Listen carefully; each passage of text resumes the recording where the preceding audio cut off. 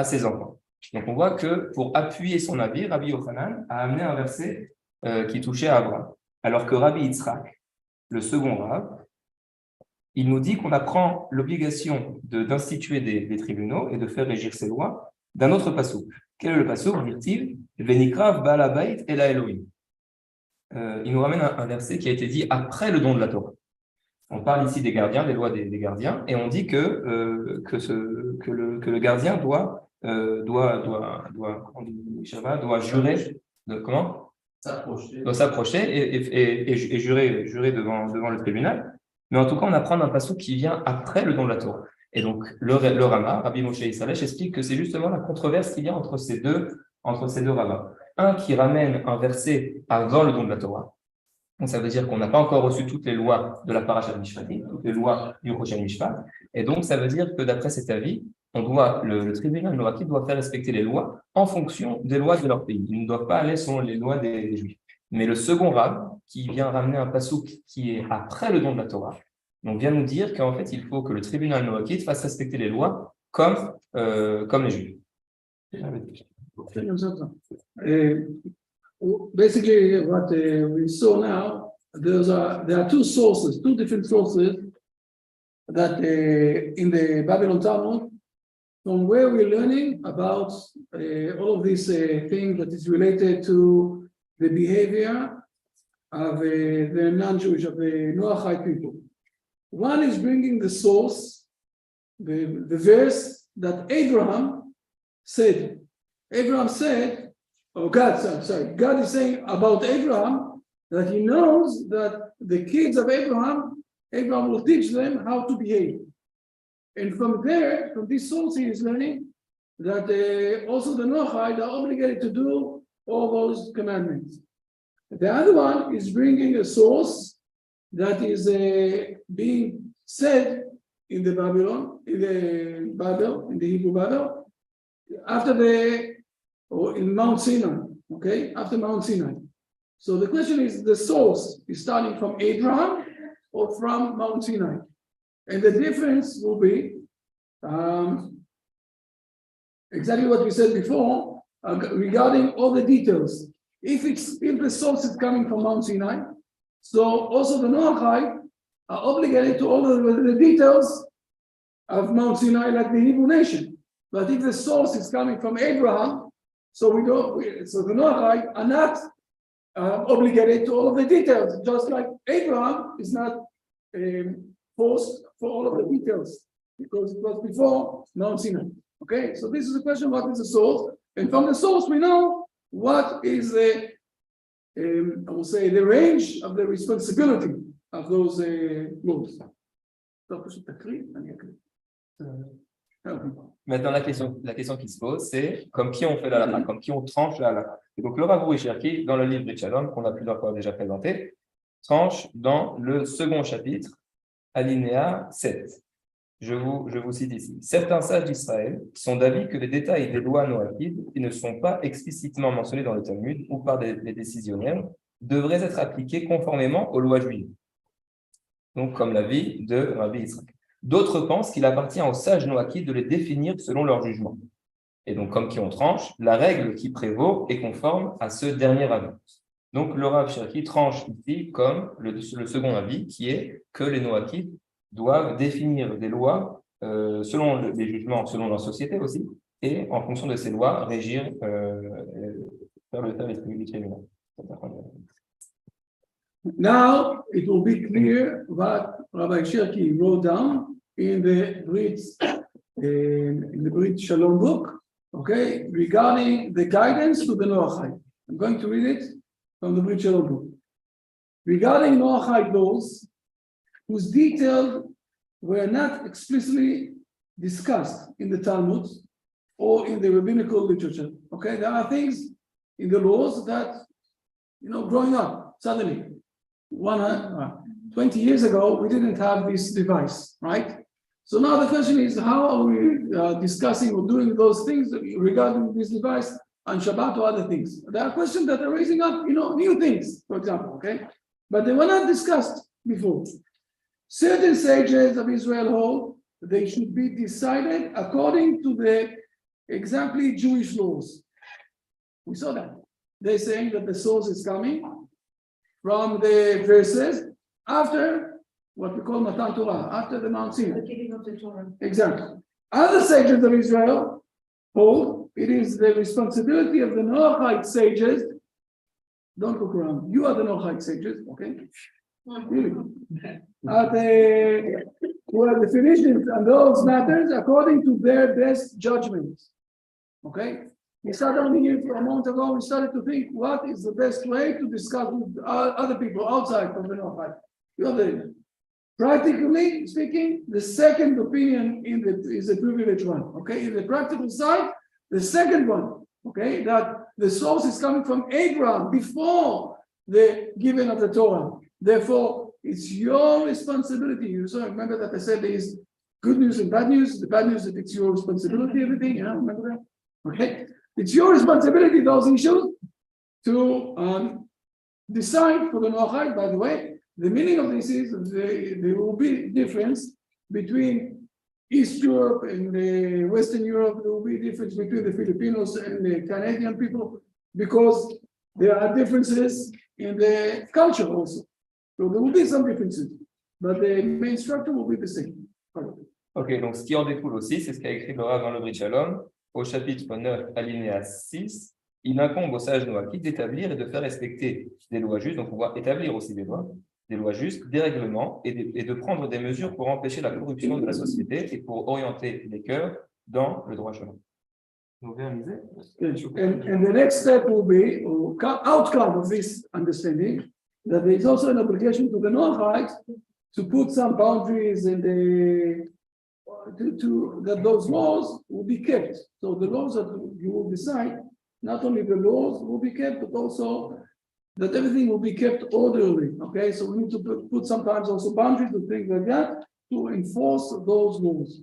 Again, whose responsibility is? It's not the Jewish sages, because we're speaking about something that is under the responsibility of the Noahide sages. I'm sitting in front of them. Okay? Feel comfortable. Ok, donc maintenant on a vu, il y avait une controverse, on a tranché la halakha, et la question qui se pose, c'est pourquoi est-ce que c'est important? Pourquoi est-ce que c'est important de faire la différence entre ces deux systèmes judiciaires?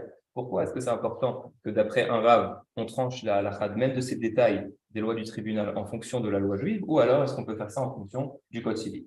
Et je vais vous donner un exemple, juste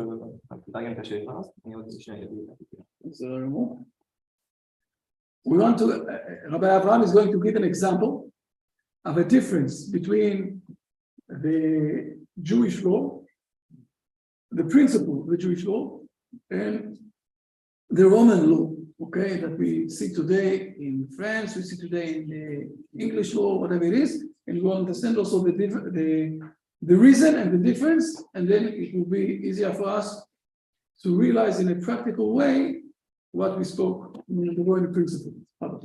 De façon générale, on peut résumer le fait en disant que notre relation au divin, notre relation à Dieu, influence la façon dans laquelle on va instituer et on va fixer ces lois. Et donc, j'aimerais amener l'exemple de la restitution d'objets perdus.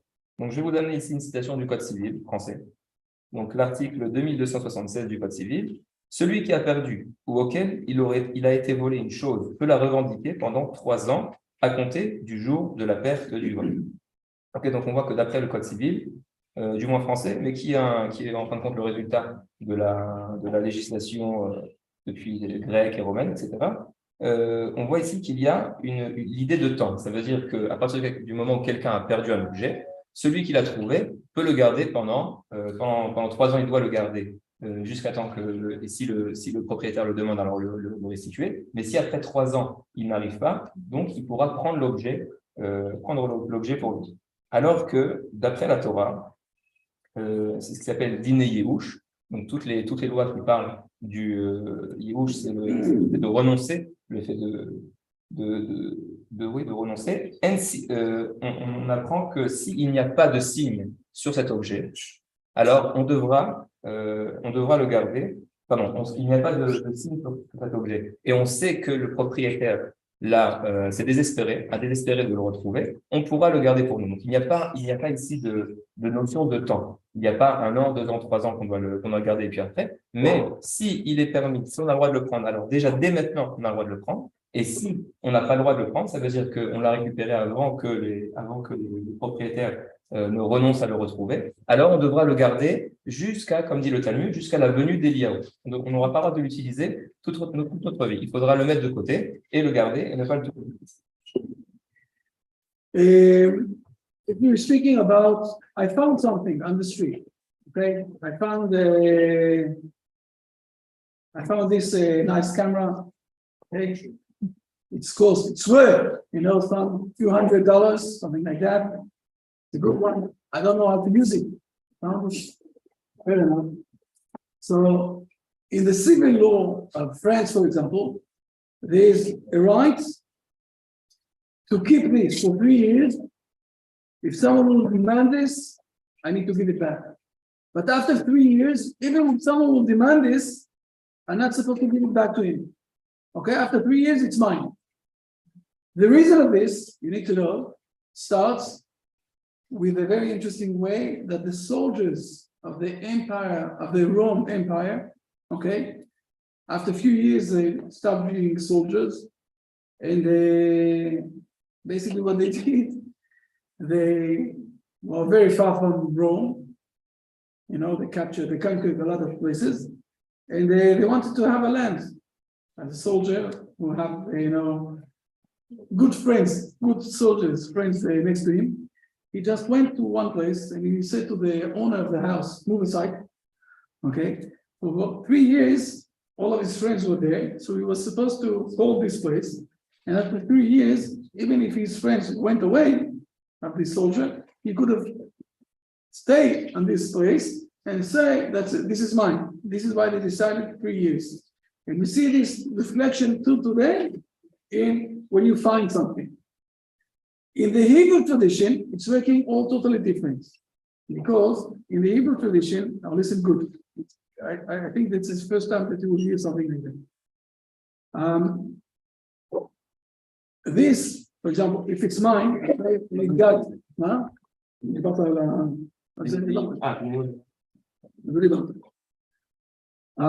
if, for example, this is mine, okay, and it got lost. I don't know where it is, okay?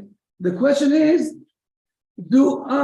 my mind, okay, I decided to leave it alone, or in my mind, I stayed still sticking to this and saying to myself, if I will find it, it's mine. It could be more than 3 years, it could be less. It's not related to the years. It's not related to time. It's related to my will. It's related to my wish. Okay? As a whole person, as a one unit, who have also the will, okay, and my actions, this is mine.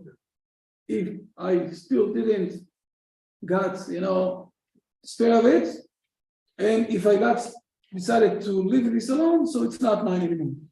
And the difference will be that if after 3 years, someone will say to me, look, I found it 3 years ago, it was sitting in my closet, is it yours? Okay, it will be 5 years. And I will say to him, yes, I was looking for this for 5 years, it will come back to me, because I never left it from my mind.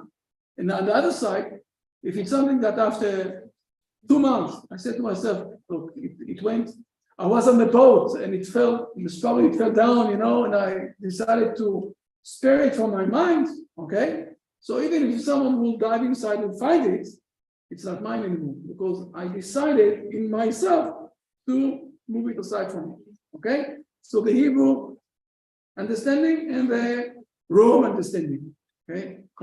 Ok, donc on voit ici une différence entre d'un côté du temps, le temps qui passe, on fixe 3 ans par exemple, et d'un autre côté, la propriété qui part à partir du moment où j'ai décidé de me séparer de cet objet. Et la question qui se pose, c'est quelle est la différence entre ces deux approches? Et la réponse, c'est qu'on voit ici une différence d'approche de la notion de la propriété. Qu'est-ce que la propriété? Comment est-ce que je considère la propriété de l'homme? Et donc, bien sûr, comme on est à Prague, on ne peut pas venir à Prague sans citer le Maharal de Prague. On va aller visiter son son tombeau cet après-midi, mais au moins amener quand même quelque chose qu'il a écrit. Donc, le Maharal de Prague écrit dans le livre Be'er Hagola. Be'er Hagola, c'est un livre qui a été écrit par le Maharal de Prague pour défendre pas mal de choses qui ont été dites par les rabbins et expliquer, parce que ça a été mal compris au fil des années. Et donc, le Maharal, entre autres, parle ici de la question qu'on a posée. Quelle est la différence entre l'approche juive de la notion de la propriété et l'approche non juive de la notion de la propriété? Et donc, le Maharal nous dit comme ça.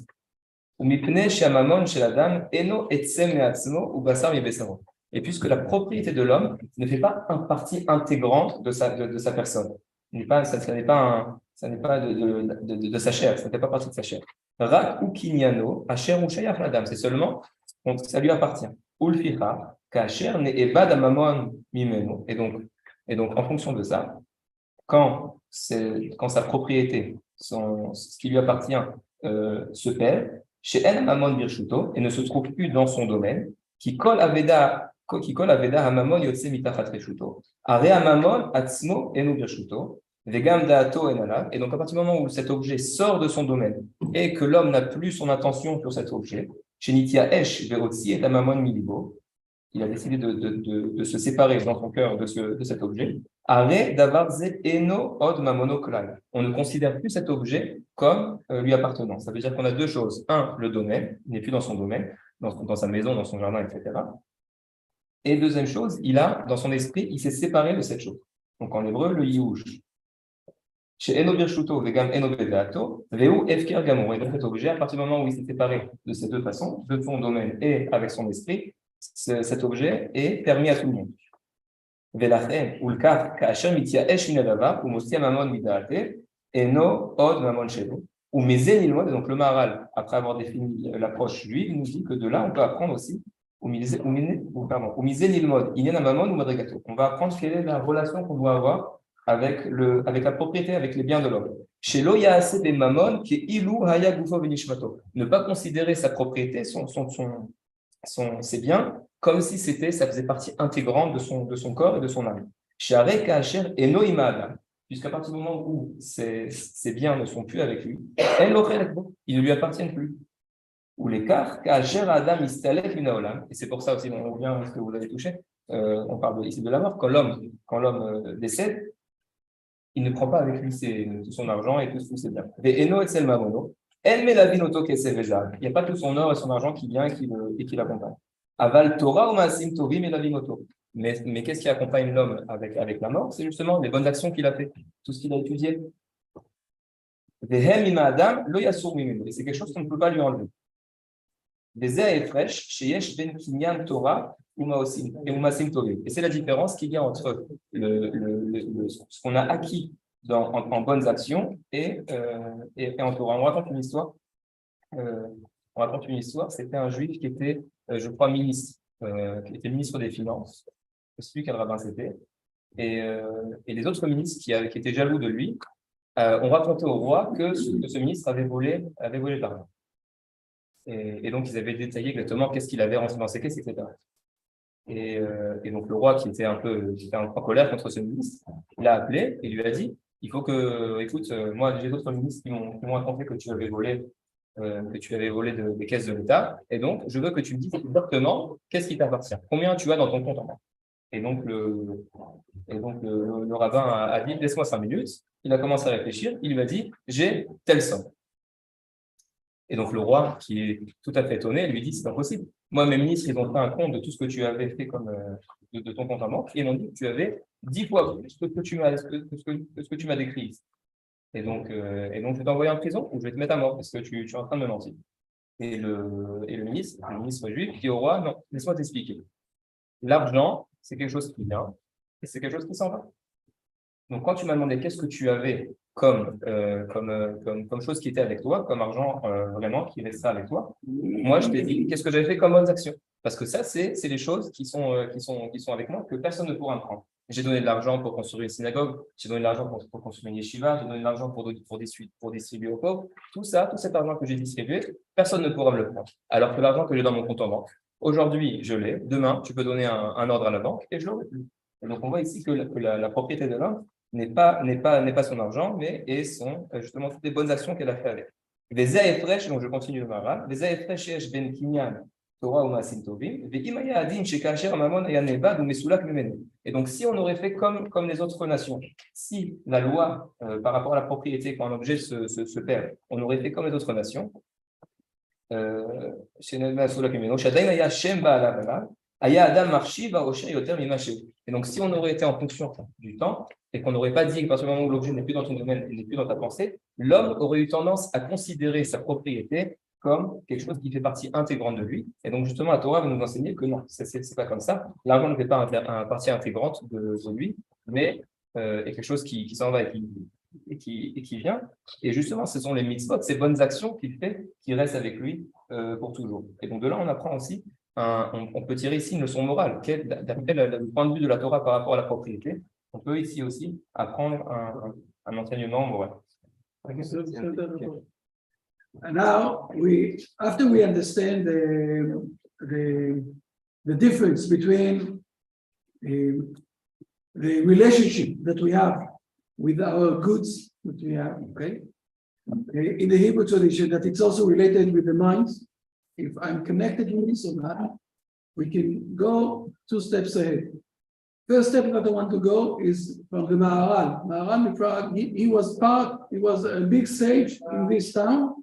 And in a moment, you're going to hear from Rabbi Zev also more stories about him, and we're going to visit his town, okay? Whatever he did, and he did a lot of things here.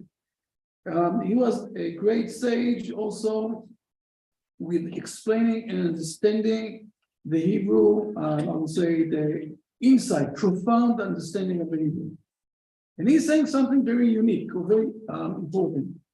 Basically what he's saying that all the money that I have, all the things that I have, okay, are not really mine. If I'm disconnecting them in my mind, so it's not mine. Okay, it's something that is attached to me. Okay, I will ask you, this device, it's mine? It's mine when I'm using it, but if I will buy another one, so this is not mine anymore. Okay, I can give it to my friend, I can throw it to the garbage, whatever it is, okay? But it's not 100% me. And this is how the Bible or God is explaining to us how to deal with things that we are earning in our life. What is happening? We spoke a moment ago about death. What is happening when someone is dying? Okay? All of the funds and the money that he has is not going with him to the grave, right? It stays here for others. If he will have luck, it will stay to his kids. If he won't have luck, it will stay to people who don't know who. Okay? This is how it's working in life. Unless you're doing, how do you call it? Yerusha, okay? Never mind. Unless you're deciding and you're putting it in the, Now, on this idea, this is a difference between things that we are earning in life in the money, the property that we have, or the actions that we are doing. Because when we are doing some sort of an action, a good deed, okay, something that is related with the way that God is behaving and asking us to behave, okay, when we are imitating God in the same way that He is doing, we are earning it much more profound and deeper connection that no one can take it apart from us. And when someone is dying after 120 years, his actions, he is taking with him his actions. Nobody can take his actions and put it to somewhere else. It's not like the funds or the goods that we are earning in life. The funds and the goods that we are earning are not going with us to the grave, but the actions, the good deeds that we are doing are going with us. This is another, I will say, step of profound understanding that the Maharal is explaining. This I didn't read it in Hebrew, but we already read it in Hebrew. So those who knows, have the knowledge of Hebrew can understand that, written down in Hebrew. But this is basically what he is saying, and this is what he is learning from this. That if we know that this is mine only because when I want this to be connected with me, it's mine. So this is only the goods, the money, the goods that I have, but the actions I can never separate them from me. It's part of me. So I'm taking it wherever I'm going.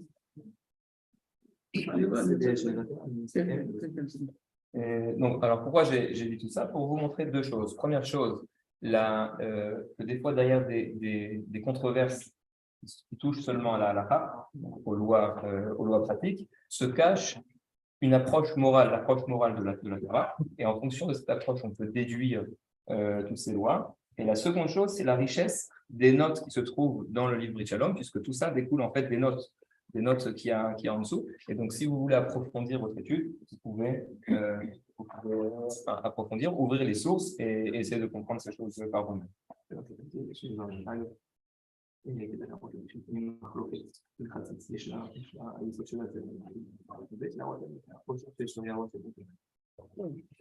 I will conclude, and I will thank very much to Rabbi Abraham that is leading the French community in the Spanish language. And not say this. Before. We wanted to show you two main points. Point number one, that there is sometimes halachic debate. Okay, what is the right way to do? And we saw here that halachic debate have sources in the background that have a lot of ideas. So what we saw, the question is from what verse we taking this idea how to behave in the Noachide. If we're taking this from the verse of Abraham before Mount Sinai, it's with one conclusion. If we're taking it after Mount Sinai, it's another conclusion. So first of all, we see that the halachic debates a lot of times have sources with a lot of profound ideas in behind it. Second thing that we saw, that this is only a note in the Brit Shalom. Okay, the Brit Shalom is bringing those two ideas, and the note is saying to you, referring you to some place.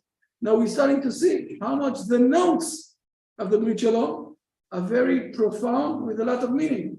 So we're not asking you to start to learn all of the notes. The truth is, don't scream it out. I know that it's on the internet, but I will say it quietly. We wrote the notes for the rabbis. Okay? So they won't say to us, we craft it. It's not a craft, it's a true thing. And if you want to debate with us, read the notes and let's discuss the notes, So this is why we wrote the notes. But you starting to realize how much in the Judaism, in the Hebrew roots, it's very profound with a lot of meaning. And the second thing, we brought this one, Rabbi Abraham brought this because it's also teaching us the right, I will say, point of view of how to deal with things that we are earning in life, okay? And how to deal with the things that we are doing in life. Things that we are doing in life are much more inherited in us. Things that we are earning in life are very good, very important. I'm not asking anybody to be poor person. You need to be healthy and wealthy, hopefully to 120 years, okay? Each one and one of you. But let's not forget what is the most important thing, our actions and behavior. What is a bit less the earnings that we have in life. Thank you very much.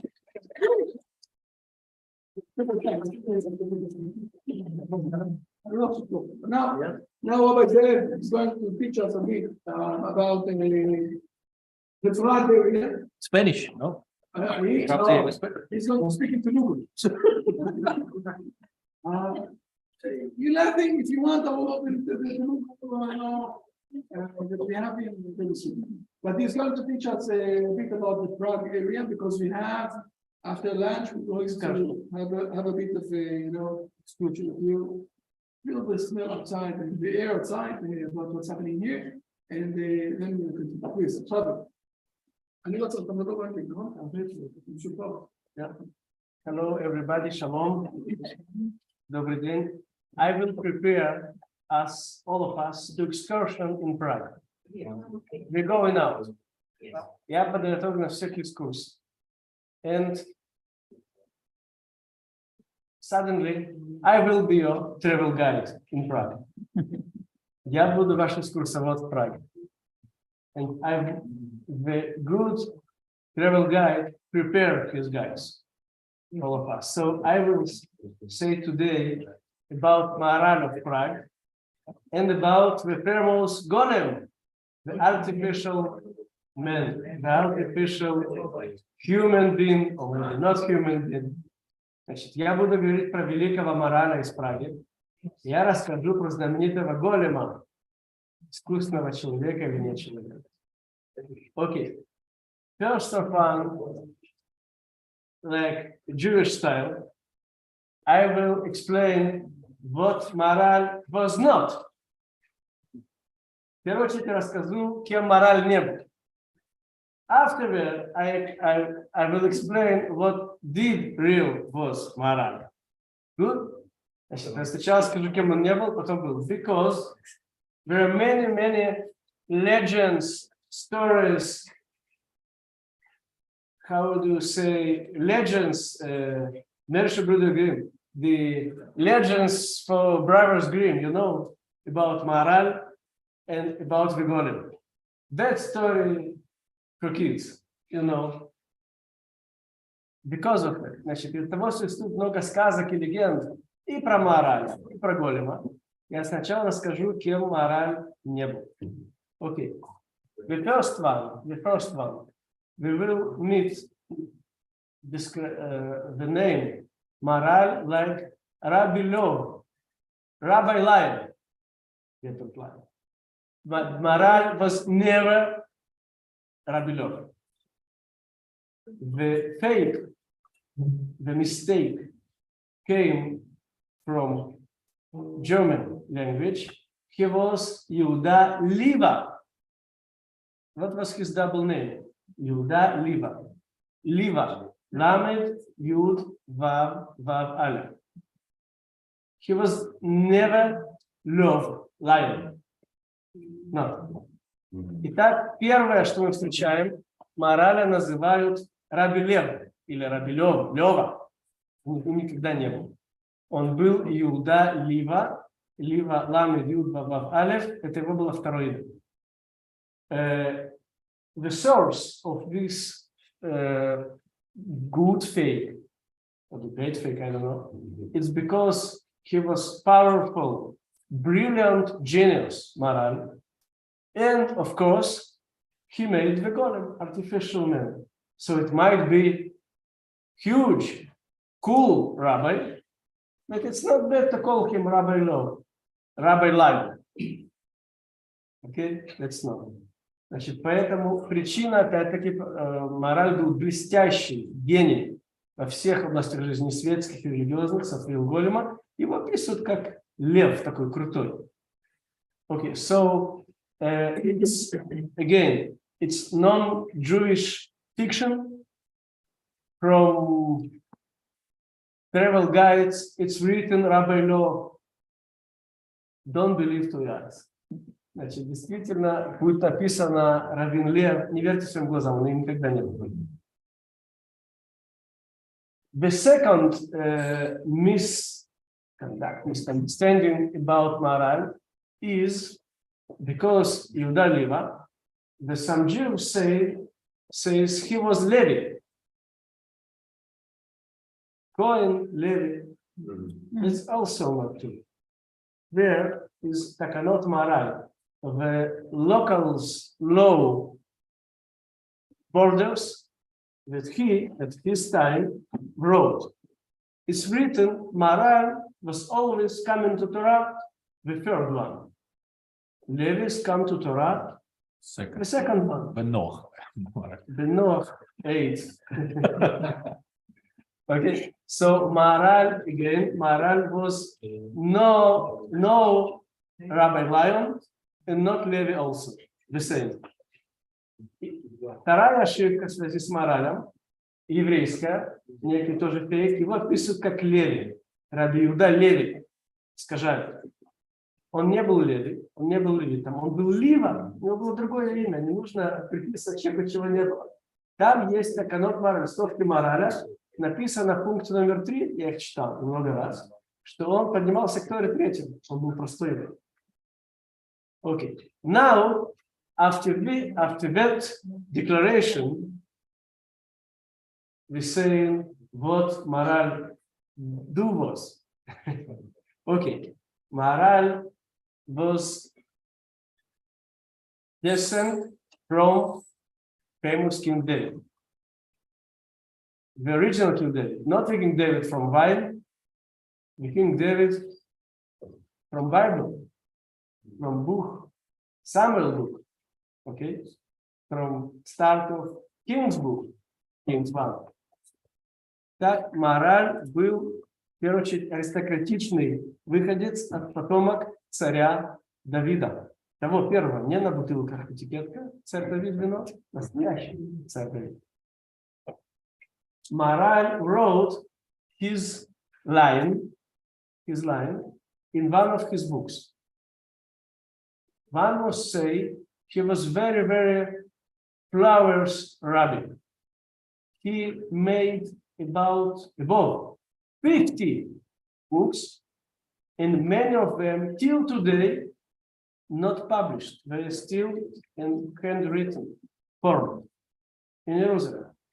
Okay, so in my childhood, my teenage time, as I was in yeshiva studying, we say the whole complex of his books, Shas HaKachol, the Blue Talmud. It means it was big capacity of books like Talmud. Yeah, it's now today red Talmud, just red carton. Okay?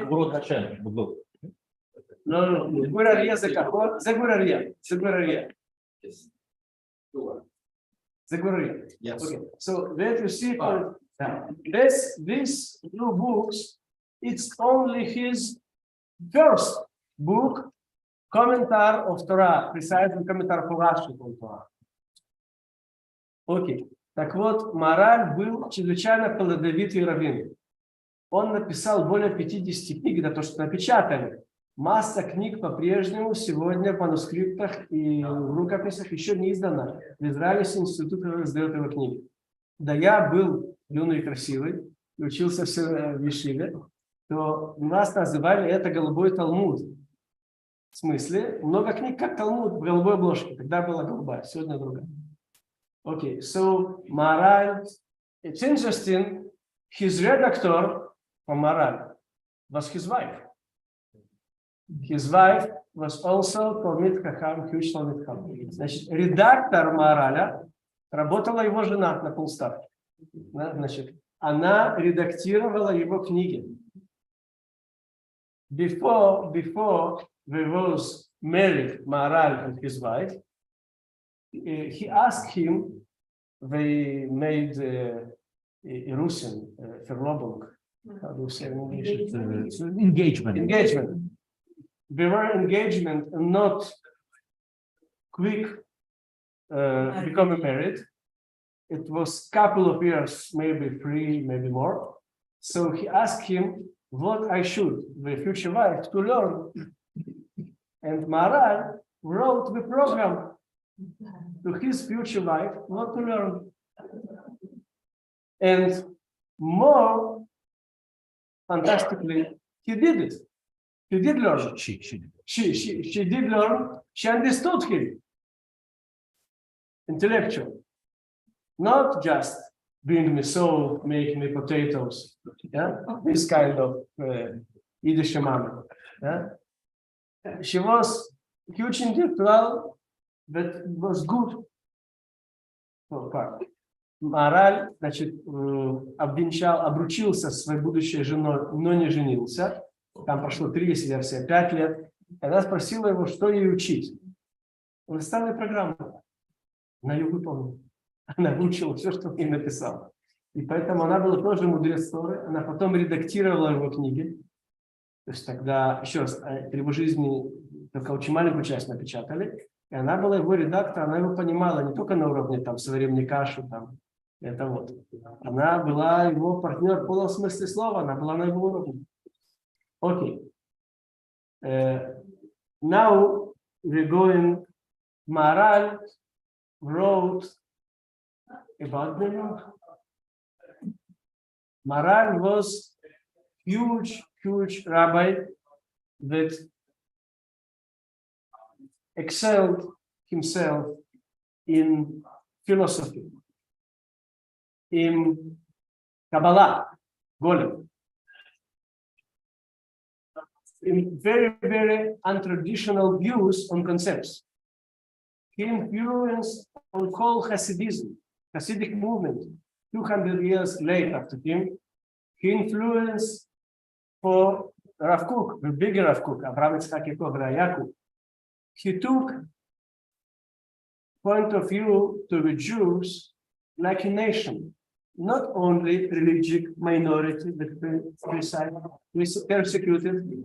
So he had very, very general and universe approach to the whole world.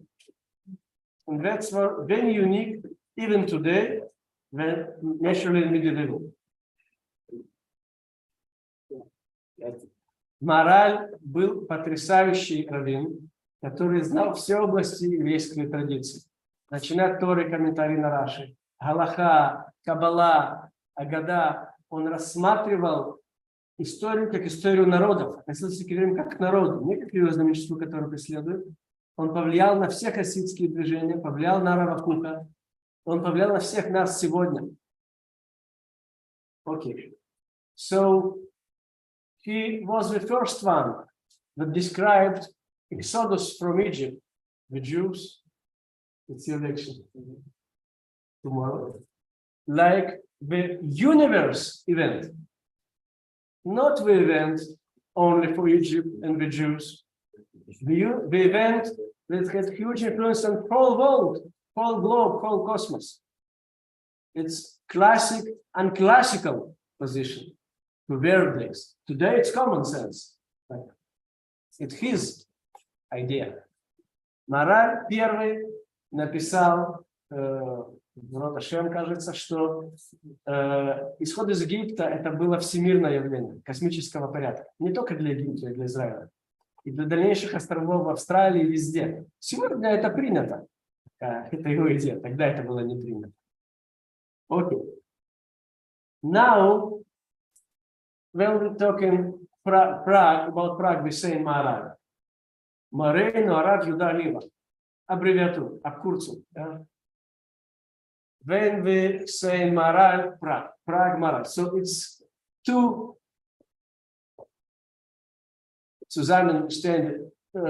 together stay in words, but one should to say Maharaj lived almost 100 years. He was died at 97 years old. So he was died on 6009. So minus 97. He was born on 1512. Okay, that's the period that we're talking about. 60-70 century. Мораль жил 97 лет. Это он сказал Богу до своей смерти. Это написано в его могиле. Он умер в 1609 году, а от 97 получаем 1512. Это время, когда он жил. 1512, 1609. Now, it's a common sense, but each place has some local heroes. I'm saying local Mickey Mouse. For example, I was rabbi in Trier, Germany, near Luxembourg. The local Mickey Mouse called Karl Marx. He was born in Trier. В каждом месте есть свой герой, которого любят и обожествляют постфактум, как при жизни могли того. Значит, я работал в Трире, в Люксембурге, там Карл Маркс, он там родился и так далее. So the local hero of Prague is ultimately Maharaj. But you should to know, he lived in very, very hard times when Jews were persecuted and so on and so on. He would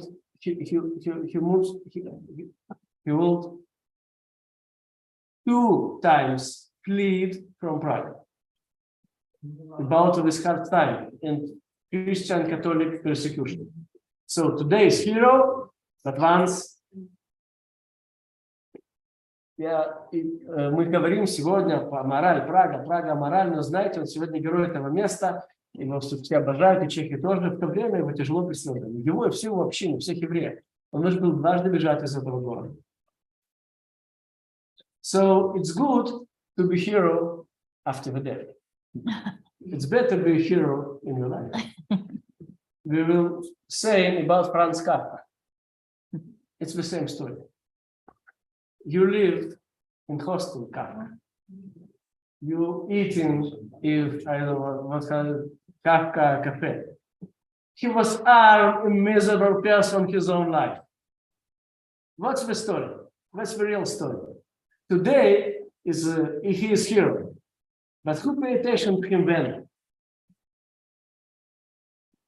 И поэтому, когда мы говорим про Микки Маусов и героев данного места, сегодня Франц Кафка, да, еврейский писатель, такой крутой, люди живут в хостеле Кафка, кушают там у голема, у Кафки. Он был несчастный, бедный человек, на которого никто не плевал в его сторону.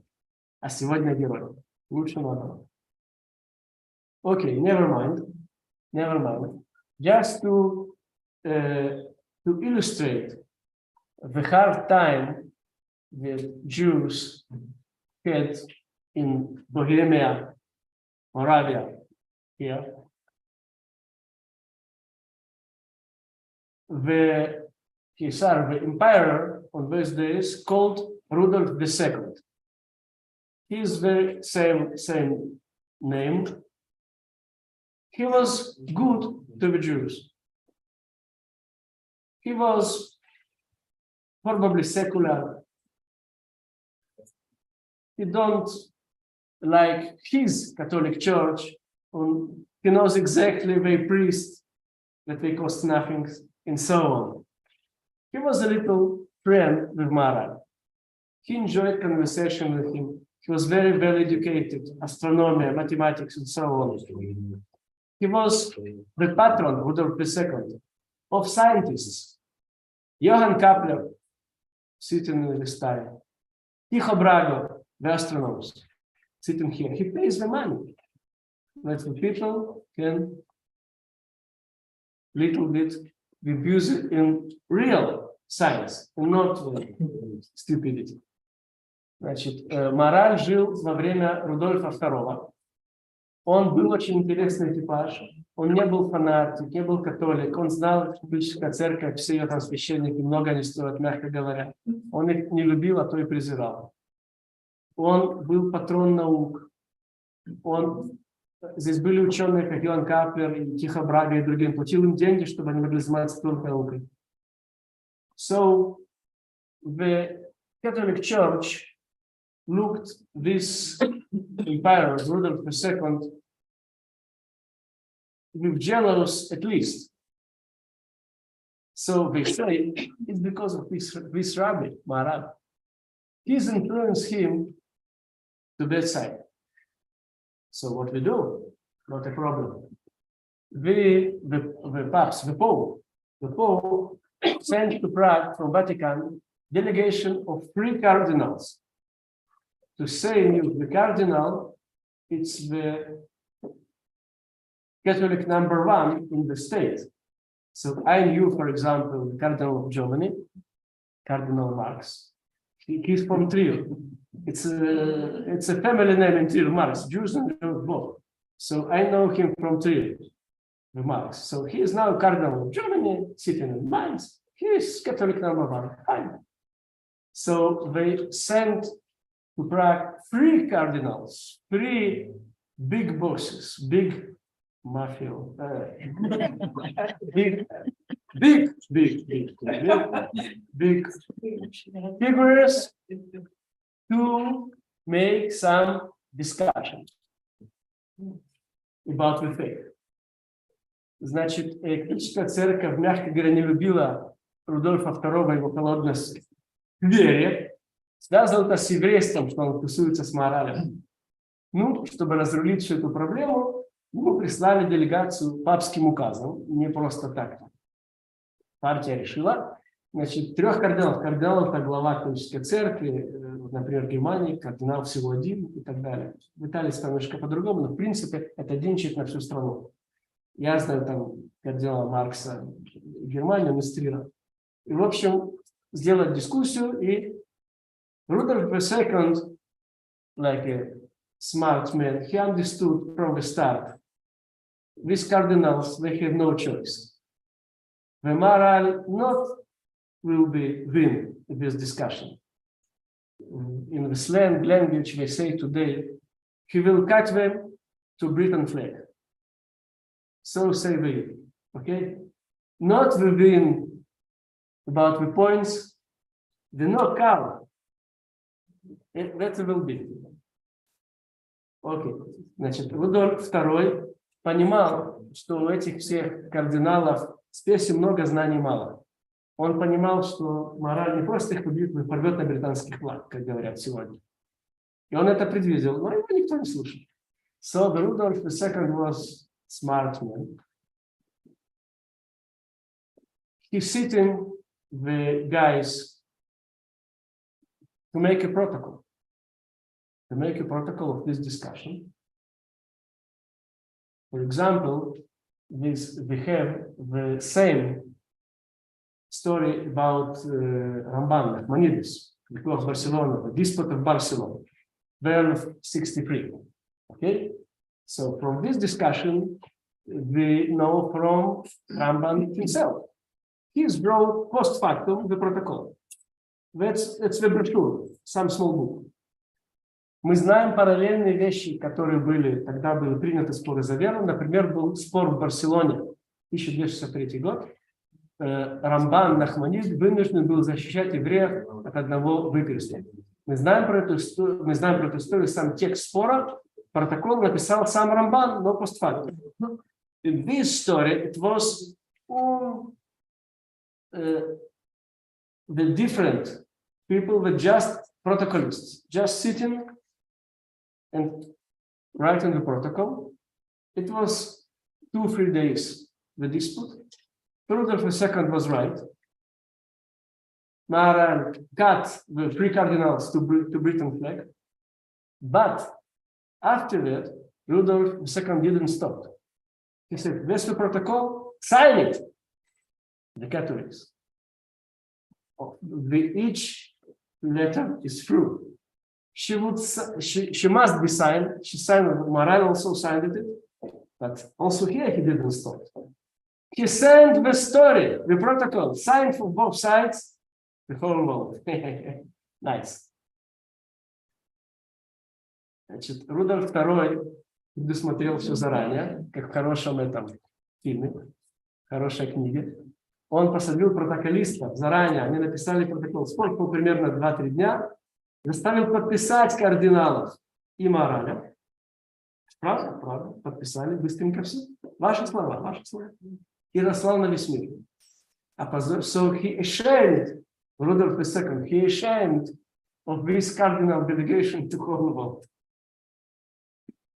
But, as it said, it was a little bit peer victory from Maharal. He understood that now the Catholic Church tried to persecute him, so he quit. He quit from Prague after he won. His family staying here, the wife, the kids, and so on, and he flew for a couple, 3-5 years to Poland, to Poznan. His born place. He was born in Poland, Poznan. Значит, но тем не менее, значит, когда Рудольф разослал протоколы победы, то опозорил их на весь мир. Маораль, как умный человек, понял, что сейчас опасность для него, и он вынужден был покинуть Прагу. Вся семья его осталась, жена, дети. Уехал в Познань, Познань там он родился. The same happened with Ramban, Nachmanid. He won the discussion with Pablo, the Christian monk, the ex-Jew, and the emperor of Spain, Ferdinand Kom, with 300 goldens. Take it, and it was seen to go out. You don't need to work, that's your salary, but please, to be peace. Похожая ситуация сложилась, опять-таки, мораль, так как он понимал, что его сейчас нужно преследовать и евреев, чтобы никто не пострадал за его победы.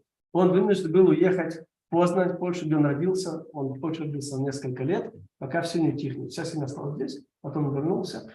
Похожая вещь, то есть это немножко первого победа была. Похожая была с Рамбаном, с Нахманидом. Когда он победил, пришел король Фердинанд, сказал: вы крутой раввин, я вас ценю, вот вам 300 золотых. Это был намек, что надо уезжать, ему нужно было работать, денег хватило на всю жизнь. Он поселился в Израиле, в Иерусалиме, потом в Хевроне. Да?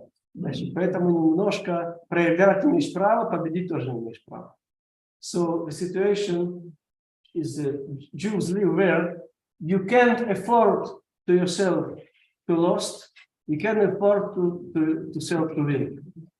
What do you do? It's not good. You can't play to the 0-0. That's Jewish. Поэтому можно сказать, что евреи в то время жили в невозможной ситуации. Ты не можешь победить, ты не можешь проиграть. И что делать? Играть на 0-0, это играешь на 0 всегда проиграешь. Okay. So now we approach to the golem story. First of all, the worldly meaning of word golem. Golem, it means, it stays in Pirkei Avot, for example. Golem, it's somebody not wise, stupid. That you ask him and his answer something different. That's the word in Pirkei Avot. Голем, переходим к рассказу про голема. Смысл слова голем. Голем — это кто-то неумный, глупый, дурак. Слово голем стоит в Pirkei Avot, в учениях отцов. Там просто голем — это человек, который отвечает не попасть. Ваше одно отвечает другое. The golem in Pirkei Avot, he is opposite to Jewish wise, sage, to rabbi. The rabbi, not like a golem, answers to first, to second, according to Pirkei Avot. So he's organized and smart. The rabbi. The not smart, golem. Chaotic, at least. Stupid at best. Поэтому, согласно, значит, Pirkei Avot, раввин, мудрец, отвечает на первое первым, на второе вторым. Голем наоборот. Он хаотичен, беспорядочен. Another meaning for golem, they say in today's Hebrew, for example, raw neft. It's golem. It's not benzene. It's not diesel. You should to talk about maybe gas and so on. Yeah, it's natural and raw. It's gourmet, golem, not prepared to use. Yeah? Еще один смысл слова голем — это необработанный, сырой, необработанный, природный, да, сырец. Спасибо. Например, нефть. Нефть нужно сделать бензин, газ, пшеница, необработанная. So the golem, at the end of the day, it's somebody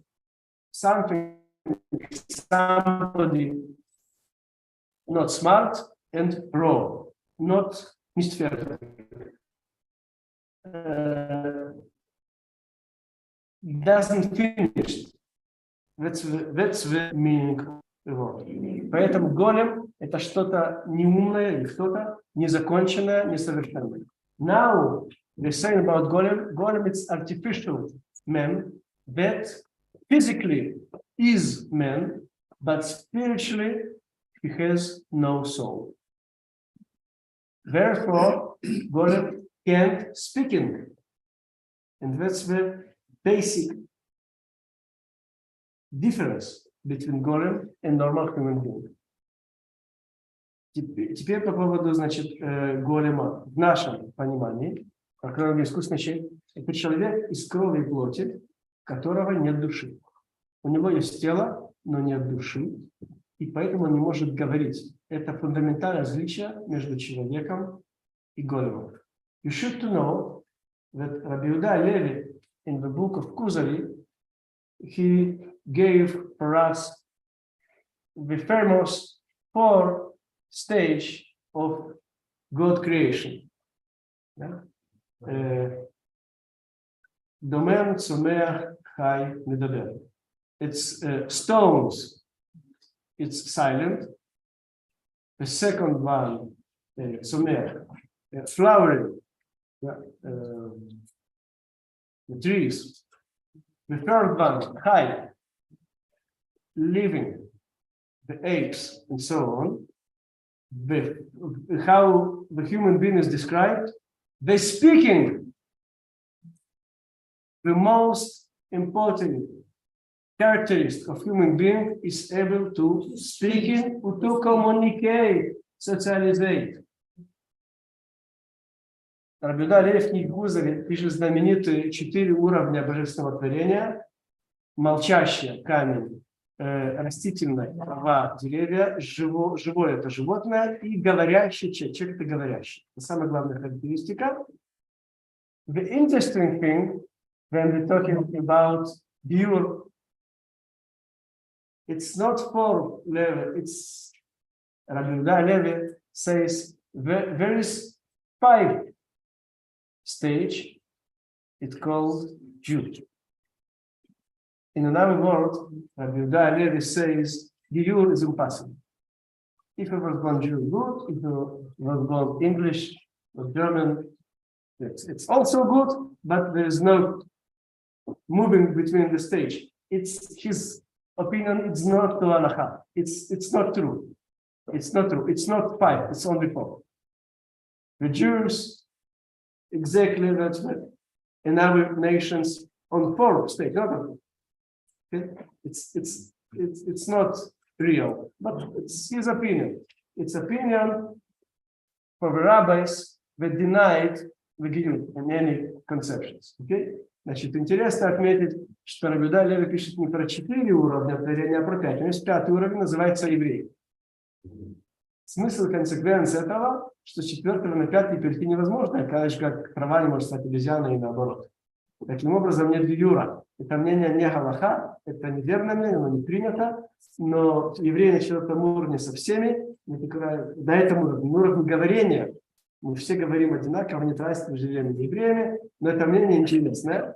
Гиюра, его придется люди говорят, что нет Гиюра, это плохо, нехорошо. Это все мнение Рабби Йеhuda Леви. Okay, backward to Golem. So the Golem, the knowing the time of Golem creation, it was the last 10 years of Maharal lives. Мы знаем время, когда Голем был сотворен. Это было в последние 10 лет жизни Мараля, то есть мы говорим про начало 1600. So it's start of 17th century, 16 something, 1601, 1602. There are many people that denied the story of Golem and said, it's legends, it's stupidity, it's legends of Brothers Grimm. I should know honestly. Я должен сказать, что есть люди, которые отрицают всю историю с Големом. Они говорят, это сказки братьев Гримм, все чепуха. We have some very good criteria about the things, what is true, what isn't true. Do you know what kind of criteria is? Criteria is very simple. It's called halacha. And it's written in Shulchan Aruch that it's permitted to create artificial men by using of holy names of Sefer Yetzirah, Book of Creation. End of citat. Есть люди, еще раз, которые говорят, что это все сказки дедушки Мазая, братьев Гримм, все этого не было, все это детские этимологии. Есть очень простой критерий истинности и неистинности у евреев. Называется он галаха, закон. В Шульхан Арухе написана простая вещь, могу вам процитировать, где Шульхан Арух Ередеа Симан Куф АНТ. Шульхан Арух, второй раздел, пункт 189. Значит, там написано, что можно создавать искусственного человека согласно божественным именам из книги Сефер Ицхак. Okay, so we see the directly reference in Halacha. Halacha doesn't discuss the theoretical topics. It doesn't interest. Halacha still saying and discuss only practical matters. That's the point. So, from my rabbinical point of view, we have many historical witnesses. I'm saying more, but Golem was real. The story is real. I say what is come later, like fakes. I'm saying. Значит, поэтому с моей раввинской точки зрения того, что Шульхан Арух разрешает и пишет про Голема, достаточно. Мы имеем массу исторических, каких угодно, и археологических тоже. Это мы видим сегодня в экскурсии. Видим даже могилу Голема. Значит, да, место, да, значит, тем не менее, опять-таки, Галаха всегда говорит про практические вещи. Ее интересуют абстрактные вещи, если жизнь Маркса. Галаха про это не пишет. Все, что пишет Галаха, это имеет место быть. So now the short introduce to Kabbalah. Okay, Kabbalah, it's the hidden part of Talmud, hidden part of oral law, oral Torah. Значит, короткое введение в Каббалу, сейчас быстренько вас научу. Значит, Каббала – это скрытая или тайная часть Талмуда, устной Торы. Каббала – it's a huge science, like physics, mathematics. In physics, you have mechanics, optics, nuclear physics, and so on. The same Kabbalah. Kabbalah is inside aspect of commentary for Torah, for example. Kabbalah says something about soul of human being, about God attributes, how God is it. It's a different, and so on and so on. And some of the chapters called practical Kabbalah. How you do it? How you create the golem between Mincha between end of the year. Today we make golem, no? We will practice show. Значит, Каббала, как большая наука, имеет много подразделов. Физика есть математика, физика есть оптика, механика, ядерная физика. Каббала тоже. Каббала есть зор, комментарий на то. Есть объяснение, как выглядит человеческая душа, какие действия сделают, как Бог функционирует, какие у Бога там есть атрибуты и так далее. Есть практическая Каббала. So the practical Kabbalah, we make one workshop today. In practical Kabbalah, it's a joke. It's a joke. It's a joke. I don't like. I want practical. Erase from protocol. Erase from protocol. So they have some very ancient book that calls Sefer Yetzirah, Book of Creation. Tradition refers this book to Avraham Avinu, to the first Jew. And tradition says that with some smart and knowing using of big books, the book includes the highly names of God. The God, according to Midrash, has 70 names.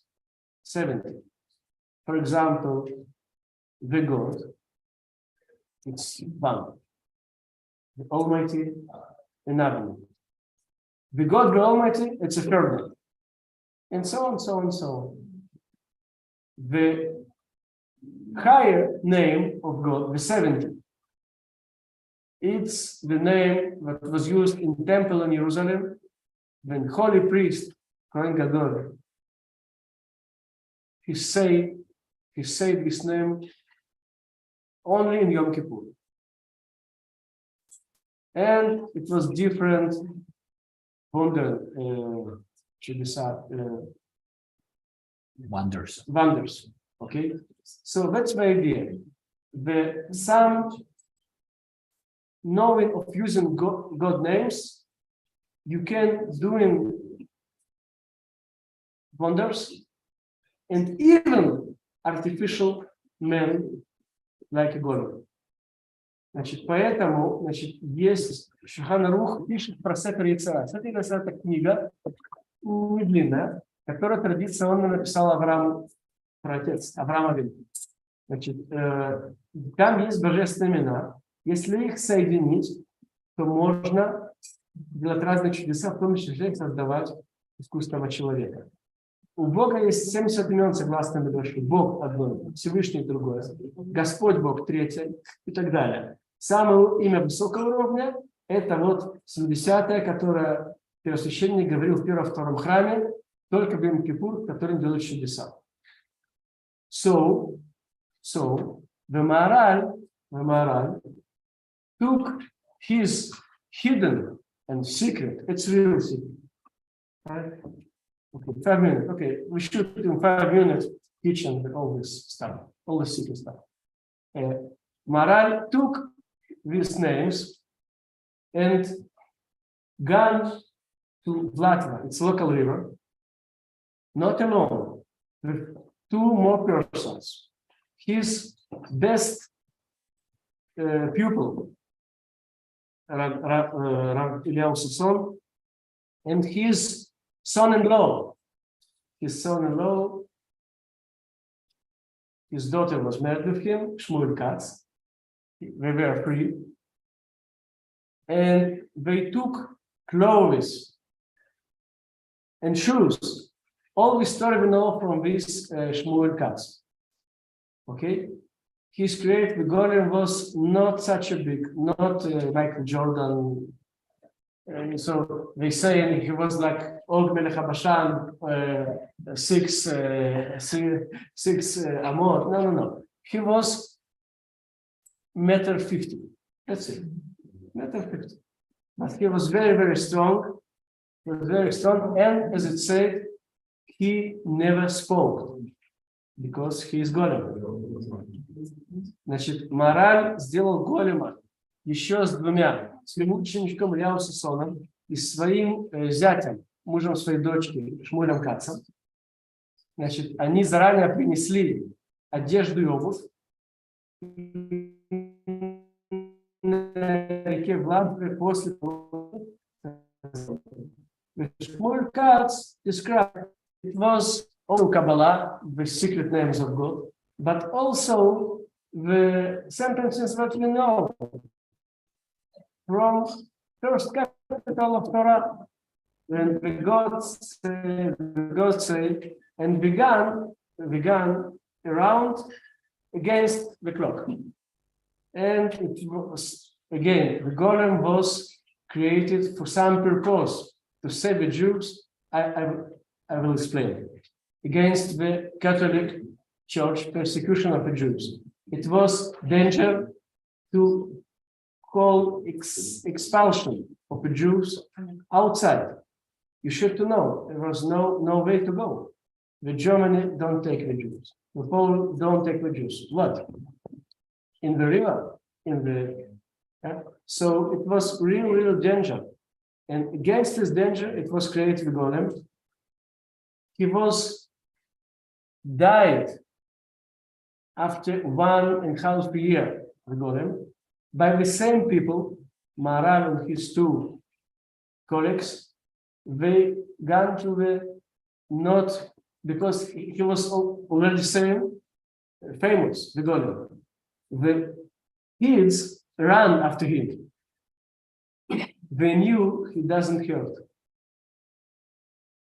So Maharal had a fear that it was his tomb will be some place to go in some bad thing. So he buried him in Alt Neuschul on Boyden and the Nistkeller Dach. So I will explain. There are people who saw this place. Okay, so that's the importance of also of Altneu Shul. We will visiting this place, and this the famous place of grave of Golem. Shmuel Katz asked, "I'm a Kohen. He's dying. I can't go into Pritko to cemetery." Maral say that it doesn't problem because he's never was born. He's created. It's the same. It's the same like today. The genetic copies animal. It doesn't need shkita. Doesn't need classical halakhic Jewish slaughtering. It must be eaten there. Значит, Мораль потом, Голем жил 1,5 года, он ликвидировал опасность изгнания евреев из Праги. Он был известен, его узнавали. Он никому пальцем не потревожил, кроме антисемитов. За ним бегали пацаны там и это вот. Поэтому Мораль опасался, что его могила станет местом поклонения. И он похоронил его ночью в Альтнeu Шуль, мы там будем на чердаке. Были люди, которые поднялись, в том числе один из хаббатских рэбе, я про это расскажу позже. Вот, и поэтому его могила – это Альтнeu Шуль. Вот, поэтому Шмуэль Кац спросил, может он участвовать и в создании, и в похоронении Голема, то что он Коэн. Мораль сказал, да, потому что он не создан. Он не рожден, он создан. Он не оскверняем. So I should to say my start point. According to the Talmud, all this story is possible. Talmud say Rabba bara Gavra. Rabba, the Talmud sage, create the man. Talmud says on the same list that two different sages they created every Friday afternoon some cow for Shabbat, slaughtering and eating. So, according to the Talmud, creating of Golem is absolutely possible. They have many different names of different rabbis that created the Golem before Maral and after Maral. The problem is that in Wien it was some Gustav Meyrink that wrote the book Golem with many fakes in German. It was very, very famous theater. Yes. Значит, теперь я забыл вам сказать самое главное. Согласно Талмуду, вся эта история абсолютно возможна. Но Талмуда согласны, что можно создать искусственного человека, искусственное животное. Талмуд говорит, раба создал человека, искусственного, голема. Значит, на том же месте другие раввины создавали каждую пятницу искусственную корову и зарезали ее в честь субботы. Это вещи, которые возможны. У меня есть длинный список людей, могу вам зачитать, раввинов, которые создавали других големов до Мараля и после. The famous story is about Ibn Gvirol. Ibn Gvirol also created the golem, some servant, female. The people feel, oh, female. No, you should to know. In these days, to eat yourself, it's whole day. You go to forest, make wood. Then you should to cook. It's many. You have no time. So he create this female servant to serve yourself, to make me potato. Okay, so no potato. But for example, make chips, hamburger. Yeah, and after the people complained to the king about him, what is supposed to be? The rabbi make artificial not man, woman. Okay, he said, okay, I am stopped, and he is buried also this golem, Rabbi Shlomo Ibn Gvirol. Значит, поэтому есть масса столько других раввинов, которые создавали големов. Одна из самых известных про Шломо Ибн Гвироля, знаменитый поэт был. Значит, оказалось, что он был не только философ, поэт и каббалист, создал себе искусственную женщину. Не для того, что люди могут подумать, а для того, чтобы она ему служила. с искусственным человеком нельзя согрешить. И у того голема не было страсти никому, ни женщине, ни мужчинам. Значит, и поэтому он создал себе, да, служанку. Поймите, чтобы сделать еду, нужно пойти в лес, нарубить дров, растопить печку, сварить, а потом снова все мыть, ходить на речку. У кого силы и время на это? Поэтому он создал искусственную женщину, когда народ стал жаловаться, типа мы тоже хотим, да, стали жаловаться царю, королю, там Испании, он сказал, не спрос, как создал, так я тебя породил, я тебя. И он, значит, ее заключил. So we have Rabbi Eliyahu from Helm in Poland, Eliyahu Baal Shem from Helm. We have many different names. Gaon Mivina, Agra, witnesses about himself, but he started to create golem at age of 30. Rabbi Eliyahu from Vilna. Еще раз, были люди, которые создавали голема до и после. В Хельмно, в Польше, был один знаменитый Раби Eliyahu Baal Shem Tov. Значит, Вильнинский Гаон про себя сказал Рабихаму из Воложина, что он в 17 лет начал творить голема, что это было вполне возможно. Да? То есть человек, знающий Каббалу, может это сделать. So, again, if you doesn't believe in story of a golem, it's your choice, it's your right, not a problem. If you believe, it's your problem also. But we are going to see the holy tomb of Holy Maran of Prague, the Alt Neustuhl. Now it's stop, break, to eat, and we are not golem. God doesn't eat. We are human beings who are eating. Okay, so bitte avon, guten Appetit. 2:30 мы собираемся здесь в гостинице. See some places and then we'll come back. Very much.